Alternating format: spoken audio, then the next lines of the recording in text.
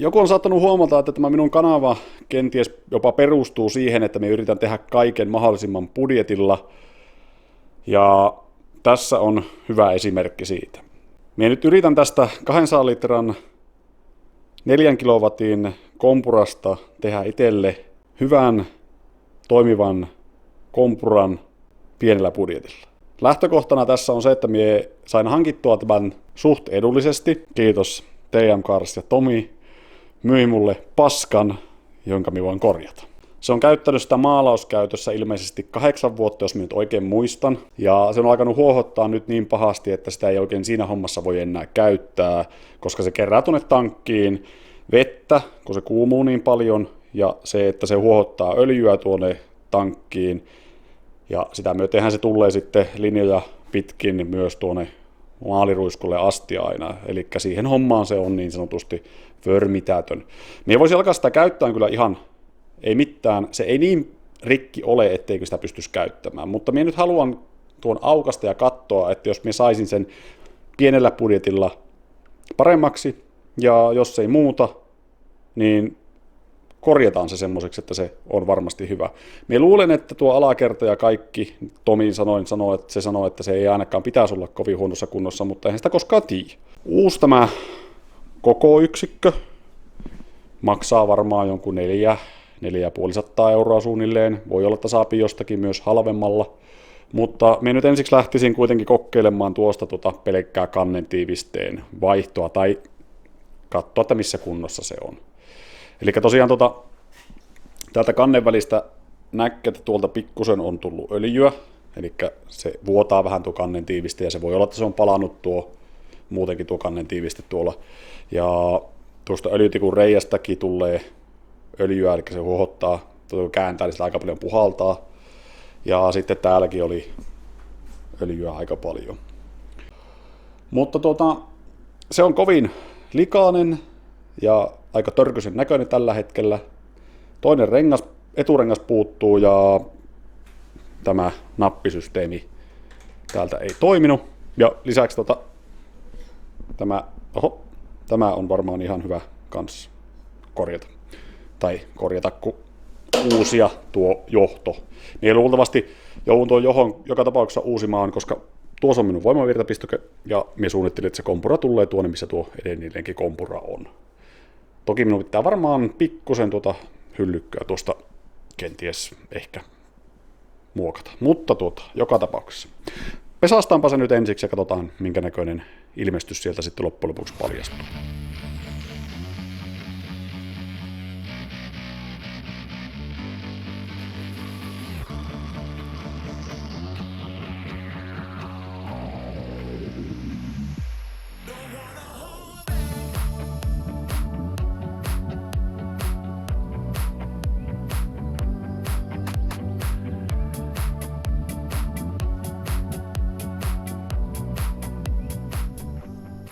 Tästä näkee ihan selvästi, että miksi tämä nyt ei toimi. Tämä on ihan täynnä paskaa kaikki nämä venttiilivälit, tai mitkä täällä nyt onkin tämä läpäät. Niin en tiedä, jos tämän puhistas, alkaisiko se toimii. Ja minä varmaan pystyn sen ehkä jopa näillä tekohengittämään, puhistaa ja panee vaan kassaan samoilla tiivisteillä, niin minä luulen, että se menee sen verran mulla tässä nyt, ennen kuin minä saan sitten tilattua siihen uudet osat.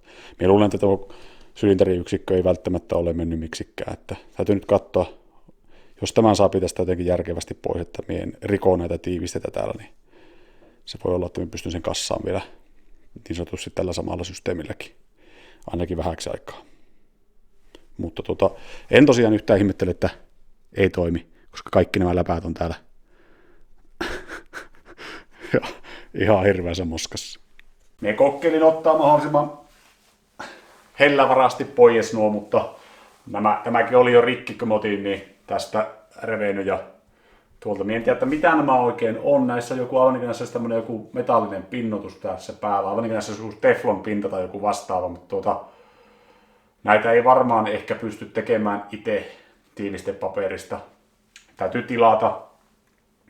No nyt ei varmaan niin kauhan kalliit ole, jos nyt kokeilee, että jos se tuolla menee. Mutta nämä, kuten näkyy, niin näissä on aivan hirveä määrä paskaa. Mulla ei nyt ole backlineä, millä tämä varmaan lähtisi pois. Sitten en tiedä, onko täällä joku tiivistepinta näissä läpissä, koska nämä on auki. Se on niin paljon paskaa, että se pitää näitä auki. Se paska sillä välissä. Niin en tiedä, kuinka tämä sulkee tai tiivistää tuon, että jos on metallia vasten, niin sitten se on ihan ok. Mutta jos sillä joku tiivistepinta on tavallaan tuolla, niin se on melko varmasti förmitaat nämäkin sitten. Mutta täytyy katsoa. Täytyy puhistella ja katsoa ja lähteä nyt hakemaan backlineä, että saa nämä kaikki puhtaaksi. Ja sen jälkeen katsella, että mistä tähän saisi kannen tiivisteen suht edullisesti, että sen voisi ainakin kokeilla sillä pelkällä kannen tiivisteen vaiheella. Purkaminen on tässä jatkunut. Tuon seuraava päivä mä oon hakenut backlineä ja mä otin tuon sylinterinkin jo pois. Täällä tosiaan oli täällä painepuolella pari tuommoista vähän isompaa skraidua, mutta me epäilen, että niistä nyt ei mitään loppujen lopuksi mitään haittaa ole, vaikka me aluksi kuvittelin, että tämä varmaan menee kokonaan uusiksi, mutta näin ehkä näkee, mutta ne juuri kynnellä tuntuu. Mä oon pyyhkinyt jo noita karhun kielellä noita sylintereitä tavallaan puhistanut. Siinä oli pikkusen semmoista pinnassakin tuossa semmoista jäänyt tavallaan, en tiedä onko tuosta männästä vai männän renkaasta, mutta joka tapauksessa. Ostava se siihen. Näissä männissä nyt ei näy oikeastaan mitään. Nämä männän renkaakki on täynnä tuota samaa paskaa, mikä oli tuollakin, että se nyt on varmaan sen aiheuttanut sen naarmunkin tuonne sylinteriin. Ja tää kaikki on ehyettä, mikään ei lonksu mihinkään suuntaan. Tietenkin tässä suunnassahan ne lonksuu, mutta niin ylöslaas ei ole minkäänlaista. Välejä ei ole missään. Ja öljyt tosiaan laskin pois, niin niissä ei ollut mitään hälyttävää, ei ollut metallihilettä tai mitään muutakaan. Muuta kuin vaan tosi paskaset öljyt, että milloin lie on Tomine vaihtanut. Kysymys kuuluu. No joo, mutta täytyy puhistella vaan tämä ja me melko varmasti hommaan tähän vaan uuden tiivistesatsin. Niin, itse asiassa putsasin tämän yhden venttiililevyn jo. Tästä tuli tosi hyvä.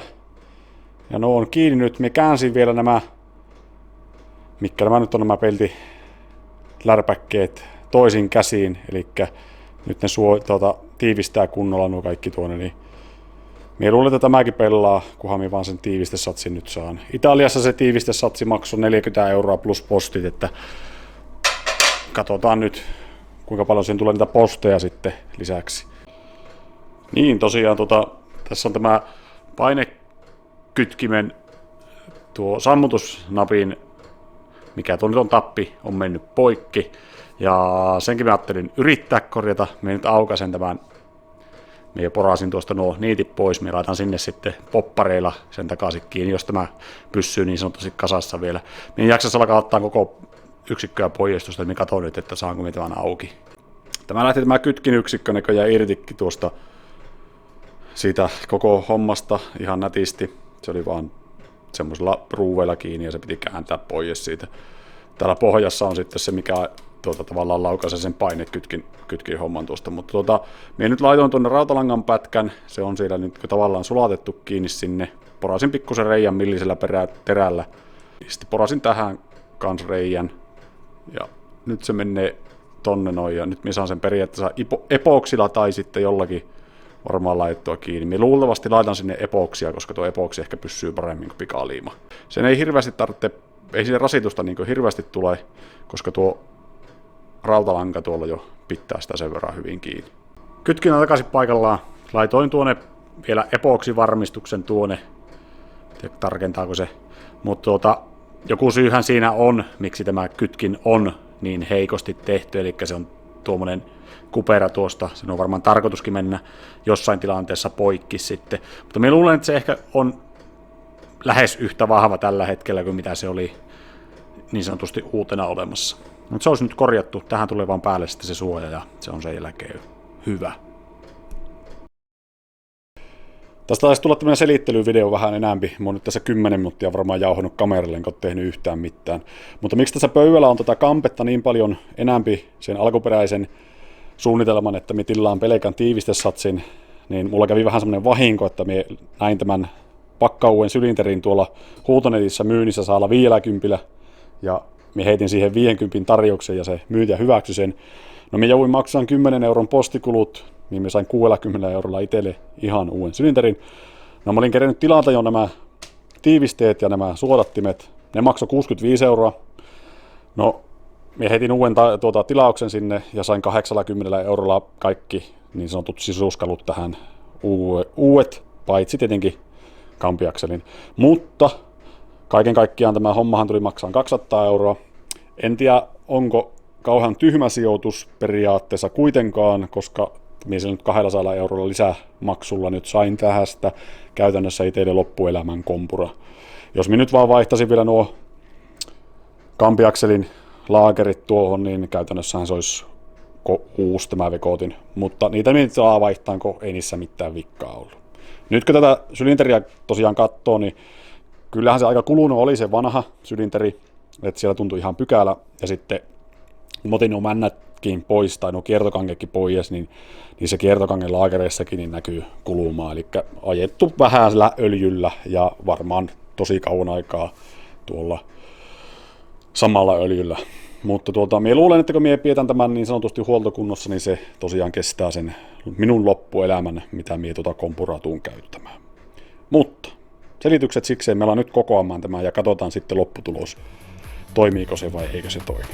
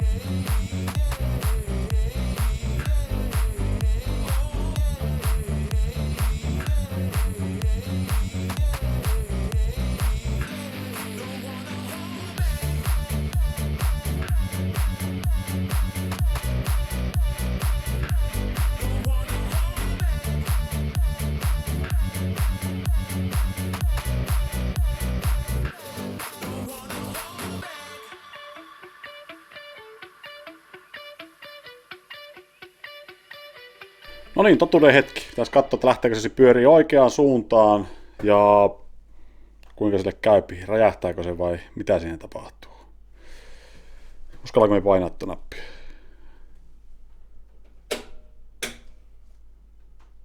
Ei tapahdu mitään. Hihi, mutta kun mulla on sulakin pois. No nyt vois kokeilla.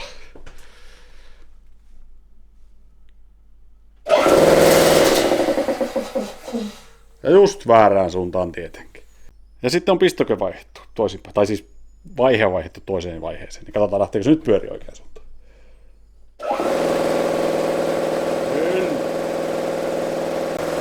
Hihina on vähän löysillä, pitää vissiin kirjaa. Se väpättää aika lailla tuolla. Muuten ihan ok.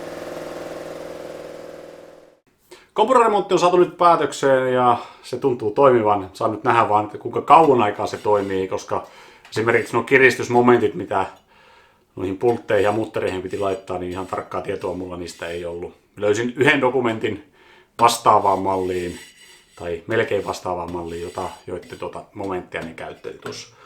Ja kaikkia me ei saanutkaan edes siihen momenttiin, minkä olisi pitänyt laittaa. Mutta eiköhän se sitä kestä sen verran.